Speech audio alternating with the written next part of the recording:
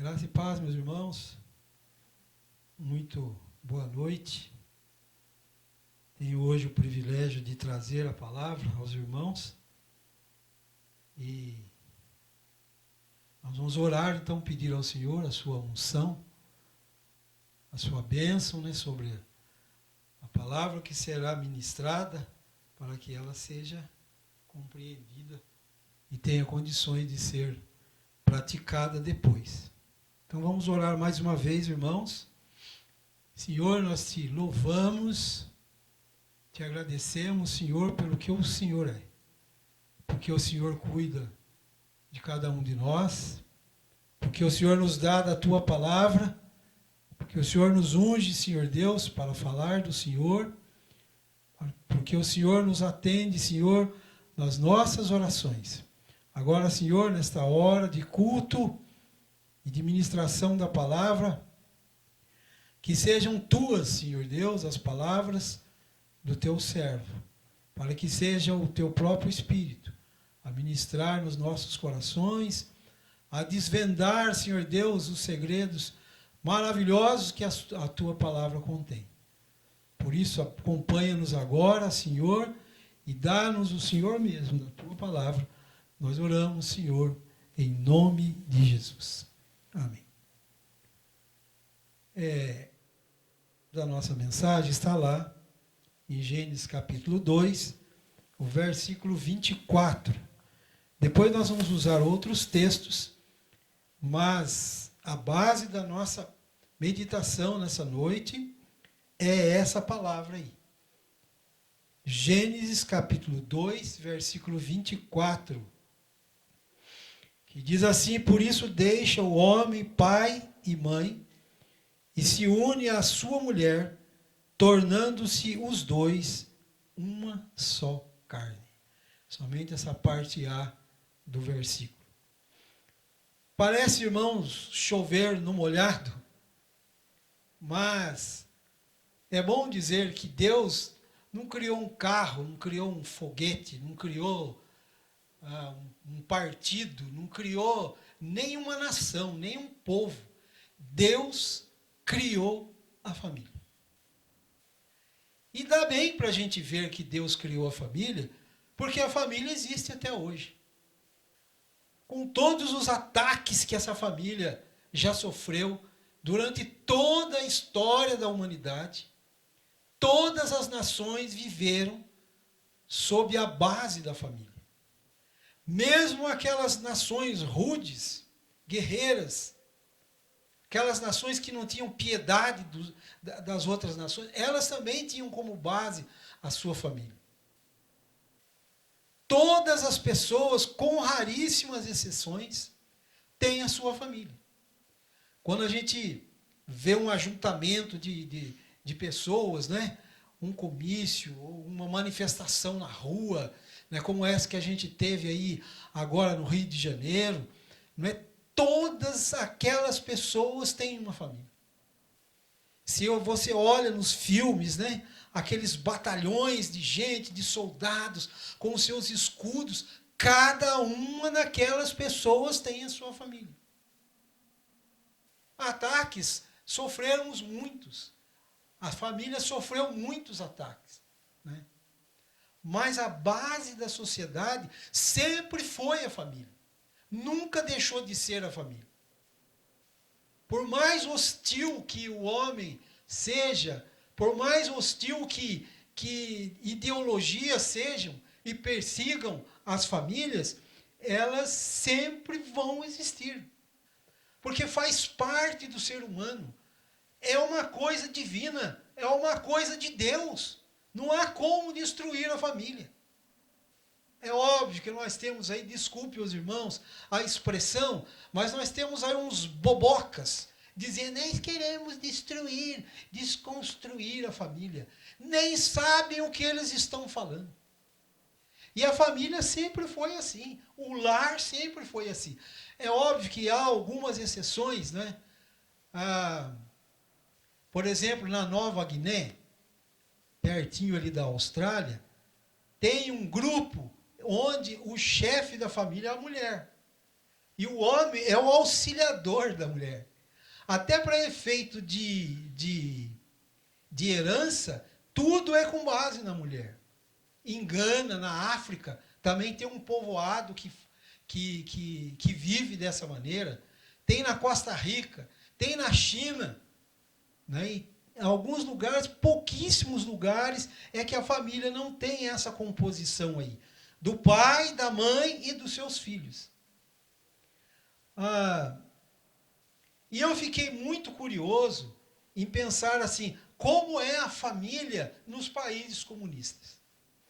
Aí eu fui estudar um pouco sobre os países comunistas. E aí eu me deparei com a União Soviética e as suas manifestações lá, né, suas revoltas lá, em 1917, quando houve aquela mudança grande na União Soviética e eles passaram a viver realmente o comunismo. Irmãos, a força que aquele país colocou na decomposição da família, na verdade, o que eles queriam é aproveitar a força de trabalho da mulher e dizer para a mulher, nós queremos dar liberdade para vocês. Então, nós temos emprego para vocês nas fábricas. Você pode deixar o seu lar lá do campo, onde você é espezinhada pelo seu marido, e agora você vai ter liberdade. Eles pregaram isso. E aí eles criaram uma série de instituições, creches, né?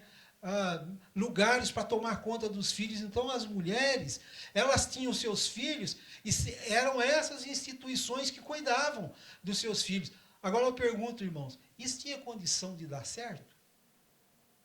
Eu comecei a ler aquilo e falei, não é possível que esse negócio vai dar certo. E aí eu continuei lendo. Mais ou menos na metade do artigo, assim, eu fiz assim, yes! Caiu tudo. Tudo aquilo que foi construído para que a mulher tivesse essa liberdade e para que a família perdesse aquela composição, né, patriarcal, onde o homem é que cuida das coisas, o homem é que cuida da mulher, o homem é que cuida dos filhos. Eles queriam destruir isso. Mas, em um determinado ponto, eles não conseguiram. Porque aquelas famílias que ficaram, a vida que elas viviam, ofereciam uma coisa tão forte para o governo que eles não podiam combater aquilo que eles estavam vendo. Então a família começou a ganhar força de novo. Resultado, levou aí talvez uns 40 anos, lá por volta de 1950, eles voltaram tudo, regrediram tudo.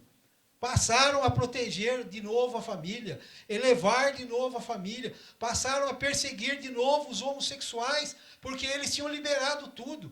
As mulheres eram reconhecidas pelo casamento e pelo não casamento também. Elas podiam se ajuntar com quem elas quisessem, que o governo ia reconhecer a sua iniciativa. De maneira que criou uma situação no país que ficou insustentável.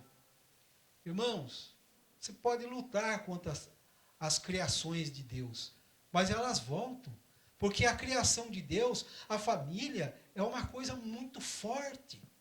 Não há como escapar da família. Eu diria que a família é inescapável. Não dá para fugir da família.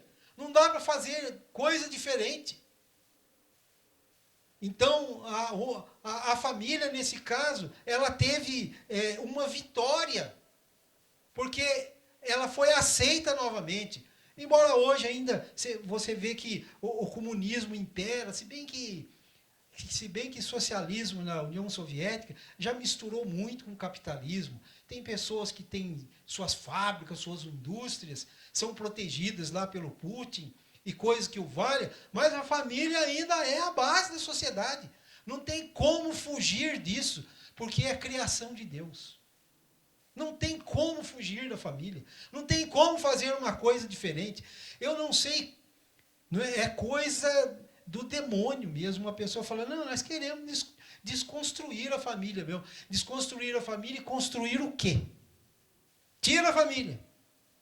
Essa pessoa que falou isso, ela veio de uma família também, com raríssimas exceções. Às vezes a criança fica órfã de pai e de mãe. Então, vamos dizer, essa criança ela vai ser cuidada por outras pessoas, mas mesmo assim vai ser cuidada por outra família, que é a base que Deus criou. Que sabedoria de Deus ao criar essa família, em juntar um homem e uma mulher, e agora dizer, você sai da sua casa e vai se unir à sua mulher, e serão vocês dois uma só carne. Não há como. E eu me arriscaria a dizer para os irmãos, não temam. Não temam, porque a humanidade e Satanás não vão conseguir destruir a família. É impossível de fazer isso, porque é instituição divina. É instituição divina. A mesma coisa Jesus falou com relação à igreja, não foi? As portas do inferno não prevalecerão contra ela. Pode perseguir à vontade, pode matar, pode jogar para os leões, pode fazer o que quiser. A igreja é indestrutível, porque ela também é criação de Deus. Amém, irmãos? Amém, graças a Deus. No Brasil, na Constituição de 1988,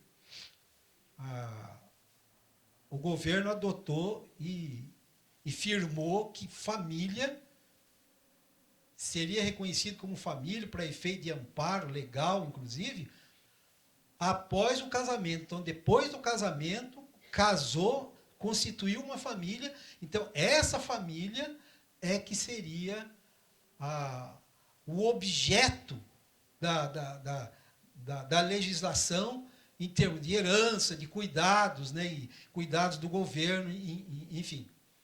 Mas de lá para cá, o Congresso tem modificado isso, e tem colocado leis modificando isso, de maneira que no Brasil, a família ela não tem como base mais o casamento. Isso não influencia em nada a existência da família. O que a Constituição hoje diz é que família tem base no afeto. Então, quando tem um grupo e que o que os une é o afeto, eles são considerados família. Você pode ver até quando você vai fazer a sua declaração de imposto de renda, eles colocam isso lá. Então, uma pessoa, se eu não me engano, com 5 anos, duas pessoas que estão vivendo juntas durante 5 anos, elas podem declarar normalmente e fazer o uso das deduções legais que o governo dá. Então, é com base no afeto. Isso cria alguns problemas, né? Porque, com base no afeto, as pessoas têm afeto por tudo, né? Tem pessoas que têm afeto por uma árvore. Pessoas que têm afeto por uma bicicleta. Mas não é isso que a legislação diz. Ela diz que tem um grupo, seja homem, seja mulher, seja só homem, seja só mulher, se eles estão reunidos, se eles formam esse conjunto aí, eles podem receber do governo toda a assistência devida a uma família normal, chamada família patriarcal, e aí eles também têm direito a isso. Bom, até aí não afeta absolutamente nada a igreja. A igreja vai continuar vivendo com a família, pregando sobre a família, dizendo da família, e ela vai continuar existindo normalmente. E ela vai continuar existindo normalmente. Eu, irmão, não tenho nenhuma dúvida disso. Porque depois de conhecer essa história da União Soviética, onde o governo inteiro trabalhou em prol dessa decomposição e dessa destruição, querendo formar uma outra modalidade de pessoas, de família, né? Criou centros de convivência, lavanderias que eram para todo mundo, não é? Uma coisa incrível. Não sei se os irmãos já leram sobre isso. Fizeram de tudo, mas eles não conseguiram. Foram obrigados a retroceder e aceitar a instituição família. E a família, o país, né, a Constituição, a legislação, a sociedade, reconhece as funções da família. Que não dá para para repassar, não dá para transferir para outro grupo, qualquer que seja ele. Então, há várias funções da família. A função de procriação, por exemplo. A sociedade reconhece isso. A função de identificação, identificar o indivíduo. Por exemplo, Adilson de Camargo Prado. Camargo da mãe e Prado do pai. Está identificado. Assim, os irmãos, com algumas exceções, têm os seus sobrenomes de mãe e de pai. De maneira que vocês são identificados por isso. Então, é uma função identificadora. Uma função super importante, insubstituível, é a função educativa. Nem a escola substitui a família. Mesmo que haja um esforço tremendo para fazer isso e mudar a cabeça das crianças, mas a família, ela tem uma força descomunal para fazer isso. Então, a função de educar é a função da família. Os pais, as mães, têm que se debruçar nisso. Chamar para si a responsabilidade e tirar todo o engano, o engodo que possam estar falando para os seus filhos e dizer para ele que as coisas não são assim. E, se possível for, ir até a escola e dizer para ele: não concordo com isso, não aceito isso, não vou comprar essa cartilha. De modo que há muitas pessoas hoje, os meus netos, por exemplo, eles estão fazendo homeschooling. Trabalho, educação dentro de casa. Exatamente para não pegar essa influência que tem lá. E as igrejas estão apoiando isso. Então, eles se reúnem, várias igrejas têm dado a sua contribuição e oferecido o seu tempo para que as pessoas possam desenvolver esse trabalho de homeschooling, que é muito bonito e muito interessante. Não é? Eles participam aqui na igreja do Vale do Sol. Toda sexta-feira, os pais devem ir lá com seus filhos, prestar os seus relatórios, acompanhar como é que eles estão. Irmãos, a maneira que eles aprendem e o que eles aprendem é uma coisa impressionante. Como é diferente a educação. Então, a família, ela tem essa possibilidade, não é, de também partir para esse lado até da educação normal e natural, da formação da criança nesse sentido, nesse aspecto. A família pode até fazer isso. Mas a família tem uma função de comunicar, uma função comunicadora, uma função socializadora. Então o pai vai pegar, vai notar, a mãe vai notar que a criança tem uma certa dificuldade. Depois a professora lá na escola vai dizer: olha, o seu filho tem um problema de atenção. O pai e a mãe já viram isso lá, já estão trabalhando com ele, já estão fazendo alguma coisa para que o filho consiga se socializar e a sua vida caminhe. Enfim, várias funções, a função econômica, né, a função reprodutiva, como nós falamos aqui. Então, a sociedade, o país, a nação, reconhece isso. É óbvio que tem alguns que não querem reconhecer. Que tem alguns que acham que a função da família ela pode ser substituída por outra função. Por outra instituição, talvez. E acham eles que têm condições de sustentar uma coisa dessa. Mas não tem, porque a família é base. A família trabalha... O amor que une uma família é um amor incondicional. Você não espera resultado. Você cria os seus filhos, você tem seus filhos, e você não espera resultado deles para o sustento seu.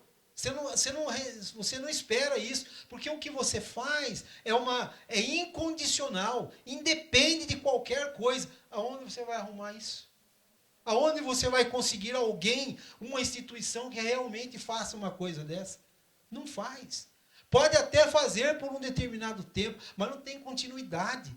Agora, a família não. É coisa de Deus. É coisa divina. Então, não dá para substituir, absolutamente, não dá para substituir a família.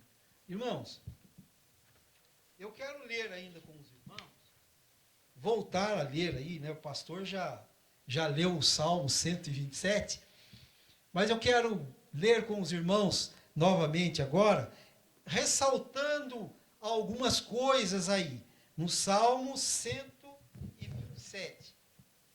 Abra lá a sua Bíblia no Salmo 127. E nós vamos ver aí, irmãos, uma divisão muito interessante da gente conhecer. Então, aí, na verdade, a gente pode ver 4 fases. O Salmo 127 e o 128, os dois são ligados. Eles foram separados aqui, mas eles são ligados, eles têm o mesmo assunto. Então, aí, nesses 2 salmos, a gente pode ver, na verdade, 4 fases do casamento, 4 fases da família. A primeira fase é essa fase, se o Senhor não edificar a casa. Não há como resistir. Em vão trabalham os que edificam. Então, essa primeira fase é a fase do casamento, é a fase do conhecimento. Então, jovens ou irmãos que ainda queiram se casar, tem que começar por aí. Não pode fugir desse caminho. Deus tem que ser aquele que edifica o seu lar desde aqui. Essa é a primeira fase. A segunda fase é a fase dos filhos, não é? Ele diz lá, a herança do Senhor são os filhos, no verso 3. E aí chegam os filhos, né? Que são herança do Senhor, não são nossos. É o Senhor que nos dá para a gente cuidar deles. Olha o enfoque que a Bíblia dá, porque todas as coisas pertencem ao Senhor, inclusive os nossos filhos. Inclusive os nossos filhos. Então essa é a segunda fase dos filhos pequenos. Depois tem uma terceira fase já mais dos filhos adultos. Olha agora no Salmo 128, quando ele diz assim, bem-aventurado aquele que teme ao Senhor e anda nos seus caminhos.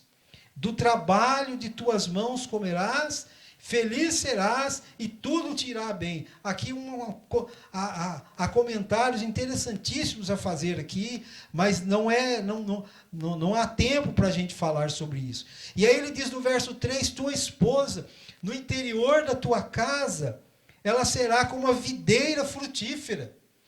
Eu ouvi o pastor Hernandes pregar sobre isso, e aí ele fez uma projeção, uma explicação, porque aqui ele diz assim, a esposa será como videira frutífera, e os teus filhos como rebentos da oliveira. 2 coisas aqui. Né? Então, a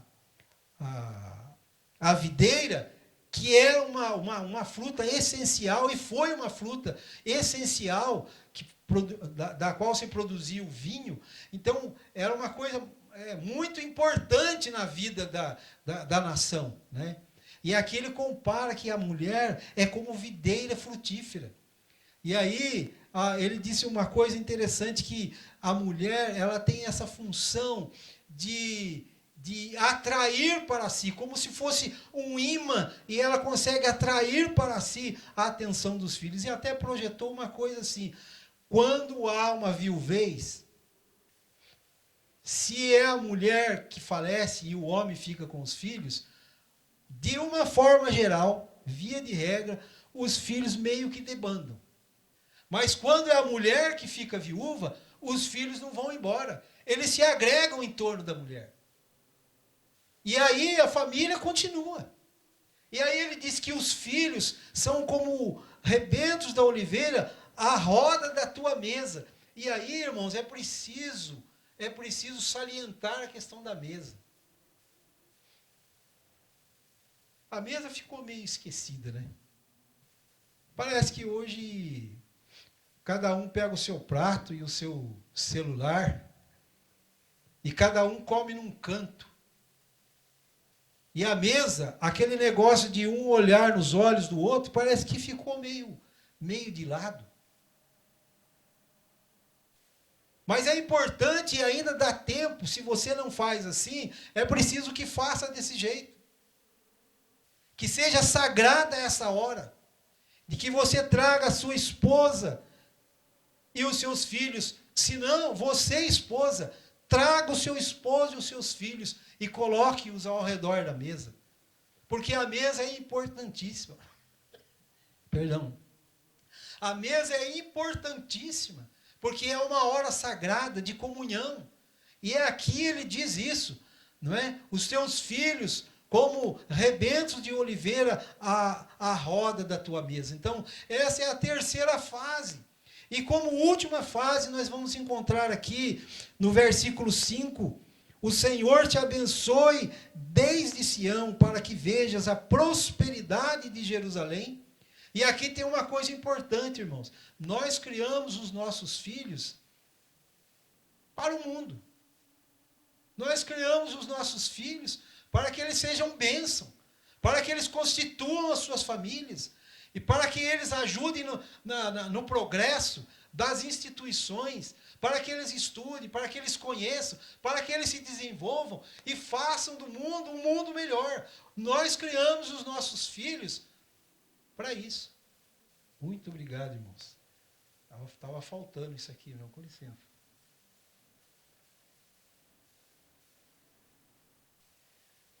Então, essa palavra é uma palavra bendita. O Senhor te abençoe desde Sião, para que vejas a prosperidade de Jerusalém. Então, a sua cidade, a sua família, o seu estado, a sua nação, elas dependem de você. Dependem de todas as famílias. E depois ele acrescenta, para que vejas os filhos de teus filhos. Quem é avô aqui? Ou avó? Aí, tem um grupinho bom aí, né? Irmãos, o que dizer dos nossos netos? Que coisa é essa? Eu dei o título dessa mensagem de assim, família, que instituição é essa? Irmãos, que coisa maravilhosa é essa? Andar com os seus netos, abraçar os seus netos, rir com eles. Eu, de vez em quando, estou indo ali na praça para fazer a minha caminhada, não é sempre que dá, mas eu vou ali fazendo a minha caminhada e eu, via de regra, eu vejo os avós segurando nas mãos dos seus filhos e eu olho assim, mas que coisa mais linda que é esse negócio de família. E você ainda vai ver, como ele diz aqui, os filhos dos seus filhos. Que coisa maravilhosa é essa que Deus criou? Não há como fugir disso. Não há como abrir mão dessas coisas. Não há como.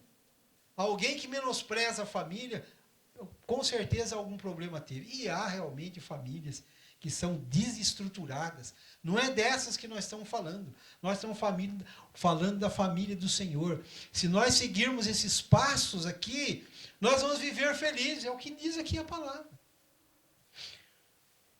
Irmãos, agora, com a licença dos irmãos, eu quero falar um pouco da minha família.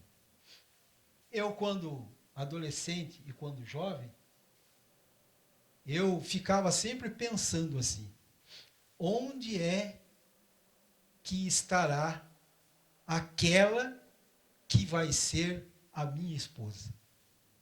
Será que ela está fazendo agora? Em qual cidade que ela vive? Como será a sua família? Como será que ela é? Enfim, depois de algumas namoradas, de repente entra na igreja uma pessoa que a irmã dela trouxe ela para conhecer a gente. E quando eu vi a minha esposa, não é, eu fiquei impressionado com ela. Parecia muito frágilzinha, os olhos verdes, linda. Olhava para as suas mãos perfeitas, que eu sou muito observador dessas coisas. Resultado, para a gente não ir muito longe. Nós namoramos 1 ano e meio. E noivamos durante 1 ano. Noivado parecia um casamento, feito na igreja, com os pastores ministrando, tudo desse jeito. Eu acho que a gente seguiu bem esse negócio de se o Senhor não edificar a casa. Porque nós vivemos debaixo do Senhor esse tempo para edificar a nossa casa. E daí nós nos casamos e fomos morar lá no Vista Verde. Uma casinha tipo A. A menor casinha que existia lá era a casinha tipo A. Para mim era um palácio. E eu vi aquelas coisas, eu me lembro do primeiro sofá que nós compramos. Tudo era novo, tudo era alegria. Irmãos, eu me sentia no céu. Eu posso dizer para os irmãos, invertendo o ditado aí popular, que a vida de solteiro é boa, mas a de casado é muito melhor. Porque coisa de Deus é coisa boa. E nós começamos a nossa vida ali. Depois nós nos mudamos para outro lugar, compramos um terreno, fizemos uma casa 4 vezes maior do que aquela lá e continuou sendo um palácio. Eu me lembro do primeiro dia que a gente amanheceu naquela nova casa, eu olhei assim para o céu e ali na nossa casa tinha uma vista bonita e eu olhei e levantei as mãos para o céu e disse: Senhor, eu não mereço nada disso que o Senhor está me dando. Mas é a família que Deus me deu. E ali meus filhos cresceram. Né? 2 anos depois de casados, nasceu o Leandro. 3 anos depois nasceu a Letícia, já nessa casa nova. Muita gente morou conosco ali, nós ajudamos muita gente, por um problema pontual, assim, né? Tinha problema na vida e foram morar com a gente, e nós acolhemos essas pessoas. E por último, nós acolhemos a minha irmã, que era viúva, com as suas 2 filhas, a Lúcia e a Luísa, que os irmãos conhecem, a Luísa do Emerson. E o Emerson também ali, vivia conosco ali, comia com a gente na nossa cozinha. E era uma festa. Irmãos, histórias e mais histórias. Quando a gente se reúne, eles contam coisas que eu nem sabia que estavam acontecendo. Mas histórias boas. Então a nossa família viveu uma época de ouro ali naquela casa, né? Do crescimento dos nossos filhos. E Deus nos trouxe aqui agora e hoje, irmãos, para encurtar a história. Deus teve misericórdia de nós e da minha família. De modo que os meus filhos e toda a minha família serve ao Senhor. Aleluia! Glória a Deus, porque isso não é fácil. E eu sei que não é fácil. Mas, irmãos, nós começamos de uma maneira certa e correta, com todos os problemas que a gente teve. Mesmo durante o nosso namoro, nosso noivado e depois no início do casamento, tivemos problemas com qualquer outra família. Mas o Senhor nos garantiu. E a gente nunca deixou a igreja, irmãos. Fosse o que fosse, mas a gente nunca deixou. Nunca saímos da igreja do Senhor. Durante todo esse tempo, nós vamos completar agora, daqui a 2 meses, nós vamos completar 46 anos de casado. Glória a Deus! E eu posso olhar para os meus filhos hoje com uma paz imensa no coração. Porque os meus filhos vivem hoje, talvez, uma vida espiritual até mais profunda do que a minha. Na idade deles, então, não tem nem comparação. E eu dou glória a Deus pelas experiências com Deus que eles têm. E como eu aprendo com eles, irmãos. Aprendo a palavra com eles, a prática da palavra com eles, a vivência do dia a dia, coisa gloriosa. Não é? Eu e a minha esposa, nós nos santificamos quando nós estamos na presença dos nossos filhos. Irmãos, isso é uma bênção incomparável. E agora temos os nossos netos. Nós temos 5 netos. Então, irmãos, eu posso dizer isso para os irmãos. Vale a pena lutar pela família. E agora, como último ponto da nossa meditação dessa noite, eu quero dizer aos irmãos essa palavra: lute pela sua família. Não abandone a sua família. Não deixe a sua família. Não largue da sua família. Não deixe a sua esposa. Não deixe o seu esposo. Ame-os com toda a força do seu coração. Lute com o diabo que a todo instante quer nos enredar e tirar a gente do caminho do Senhor. Não deixe absolutamente que isso aconteça. Ensina os seus filhos, ensina. Nós discutimos na última reunião de culto nos lares, né? Nós estávamos discutindo antes mesmo da reunião e depois, durante a reunião também, sobre esses ataques que tem aí. Eu digo, irmãos, esses ataques que vêm aí, o que nós temos que fazer? Ensinar. Orar e ensinar. Ensinar, ensinar. Ah, mas eu já estou cheio de ouvir sobre a família, então você vai ouvir um pouco. Ah, mas vai falar de novo sobre esse assunto? Você vai ouvir de novo. E falar, e falar, e falar, e pregar. Não é assim que o Senhor falou? Andando com eles. Está certo que o assunto era outro. Era sobre a lei de Deus, mas não deixa de ser aplicado aqui. Falarás aos seus filhos, andando pelo caminho, e tu os inculcarás na cabeça dele. Não é aquela coisa de fazer uma marca no caminho. Sabe? De você andar no caminho, e aí aquele caminho ficar rebaixado de tanto que você andou por ele. Então, não deixe de falar com seus filhos, de orar com eles, de orar por eles. Não deixe isso. Haja de forma que, se você perder a sua família, se você permitir a desunião da sua família, você perdeu a vida. É a coisa mais importante que nós temos na vida. Não é o dinheiro, não é o emprego, não é o poder, não é a projeção, não é absolutamente nada disso, mas é a família. A nossa família tem que ser esse alvo, né, supremo, para que a gente mantenha isso. Eu me lembro uma certa vez que a gente tinha um problema em casa. Eu nem me recordo exatamente qual é o problema, mas eu me lembro de uma coisa que eu falei para minha esposa: se isso acontecer, que o Senhor me tire a vida e me leve daqui. Porque uma coisa que eu não vou admitir é que a minha família sofra desuniões. Eu não vou permitir que isso aconteça. É assim, irmãos. Lutar com todas as forças pela família. Não permitir que Satanás ponha as suas garras, as suas unhas e produza inimizade dentro da nossa família. Faça de tudo. Chame para a reunião. Invoque o nome do Senhor, mas lute, ensine, pregue o tempo inteiro para que a sua família seja feliz.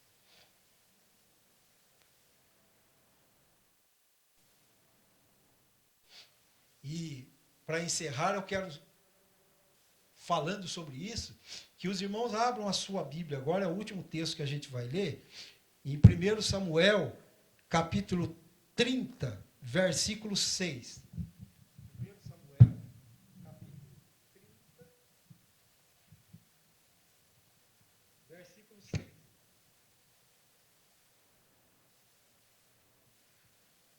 E leiam comigo. Ele diz assim: pois o povo falava de apedrejá-lo, porque todos estavam em amargura, cada um por causa dos seus filhos e de suas filhas. Porém, Davi se reanimou no Senhor. É uma história bonita essa aqui. Davi fugia de Saul, arrumou lá os seus 600 homens marginais, e Davi convivia com eles. E chegou um momento de tanta perseguição que Davi se aliou ao inimigo, né? Aos filisteus. E fez amizade lá com o rei Aquis, de maneira que o rei trouxe Davi como seu escudeiro particular. Deu uma cidade para Davi morar, a cidade de Ziclag. E chegou um momento que os filisteus iam guerrear contra Israel. E Davi se ofereceu para ir com eles. Mas, providência de Deus ou não, os príncipes do rei Aquis disseram o seguinte: olha, não vamos levar esse cara conosco, não. No meio da batalha ele vai acabar virando contra a gente. E daí o rei Aquis falou: olha, Davi, é melhor você ficar. E você não vai. E aí ele voltou para Ziclag. Quando ele chegou lá, a cidade estava arrasada. Os amalequitas chegaram e destruíram tudo, levaram todos os animais, destruíram tudo, queimaram tudo, levaram as esposas e os filhos, né, de Davi e daqueles homens com ele. E aqueles homens ficaram tão amargurados, mas tão amargurados, que eles não sabiam o que fazer. Em um certo momento, eles se voltaram contra Davi e quiseram apedrejá-lo. É esse versículo 6 que a gente leu aí. Mas daí, irmãos, o final do versículo diz assim: porém, Davi se reanimou no Senhor, seu Deus. E Davi voltou-se para o Senhor e disse, e orou a Deus, e disse, Senhor, eu devo perseguir esses homens? Eu devo ir atrás dele, trazer as mulheres e os filhos? E Deus respondeu para ele, pode ir, Davi, que eu estou com você. Pode ir que você vai recuperar tudo. Davi foi e trouxe tudo o que eles tinham levado. As suas mulheres, os seus filhos, os seus animais, os seus bens, retornou tudo para a cidade de Ziclag, que era onde eles estavam. E aí eu quero encerrar com essa palavra. Lute pela sua família, dê a vida pela sua família, porque é assim que se faz. É assim que se faz. A família era uma coisa muito importante no meio do povo de Israel. Você veja, por exemplo, que Deus chamou Abraão e disse, sai da tua casa e da tua parentela, e parentela era o que nós chamamos de família estendida. Então são tios, cunhados, avós, avós, enfim, primos e coisas que o valem. Sai de lá, e Deus tirou essa família. Quando Deus chamou Gideão, ele disse falou que ia usar Gideão para libertar o povo de Israel, e Gideão disse o quê? Senhor, a minha família é a mais pobre de Israel. E eu sou o menor dentro da minha família.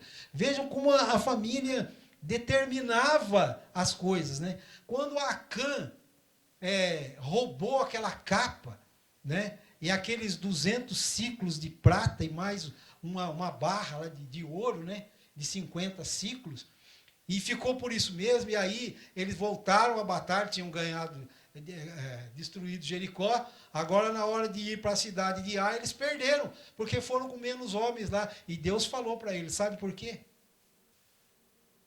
Porque tem iniquidade no seu meio. E aí, como é que eles descobriram? Eles partiram das tribos, e das tribos eles foram para as famílias. Era a família que identificava. Então, ele foi falando pela família e caiu na família do pai dele, Zabdi, se eu não me engano, era o nome dele lá. Até que chegou no Acã e ele confessou o seu pecado. E aconteceu o que aconteceu com ele. Eu digo assim, como é importante a família na nação. Como é importante, e eu diria mais, não é importante, é fundamental. Portanto, irmãos, cuide da sua família, ame a sua família, defenda a sua família, onde quer que... Quando seus filhos começarem a namorar, procure saber das coisas. Hoje parece que é meio antiquado isso. Deixa o antiquado para lá. Você tem responsabilidade para com a sua família e para com o Senhor. Vá saber o que está acontecendo. Não deixe esse negócio para lá, não. Eles podem sentir um pouco de vergonha, mas olha, chama lá o namorado, quero saber quem que é. É assim que se faz. Tem que tomar conta da família, tem que cuidar da família, tem que lutar pela família. Então tem que ter esse respeito, né? Antigamente era muito assim, né? Quando você ia namorar uma pessoa, eu quando fui para namorar a minha esposa, eu fui lá em Cruzeiro, porque ela era de Cruzeiro, e fui lá falar com o pai dela. Então, seu Mário, eu vim aqui porque eu quero namorar sua filha. Existia isso. Hoje fica meio esquisito a gente falar como é que é hoje, né? Quando você percebe, as coisas já aconteceram. Mas a gente não pode deixar isso acontecer, não, irmãos. Isso não pode de maneira nenhuma acontecer no nosso meio. Eu espero, irmãos, que essa palavra, o Senhor firme no coração de vocês. De maneira que a família seja e continue sendo essa coisa sagrada que Deus criou. Ele não criou a família à toa, mas Ele criou essa coisa sagrada, onde nós vivemos e nos deliciamos, e vemos coisas, choramos, mas nos alegramos também. Vemos as dificuldades que nós passamos, mas também vemos as coisas se frutificarem e crescerem. É uma maravilha essa criação de Deus. Eu queria que a gente terminasse esse culto, que os irmãos repetissem comigo assim: aleluia, glória a Deus pela minha família. Dá para a gente, os irmãos vão se lembrar de falar assim? Mas eu quero que os irmãos falem bem alto, né, John? Esse negócio de falar bom dia, não, tem que falar bom dia com firmeza. Aleluia, vamos falar, assim, ó, aleluia, Glória a Deus pela minha família. Vamos todos juntos? Aleluia! Glória a Deus pela minha família. Amém. Em nome de Jesus.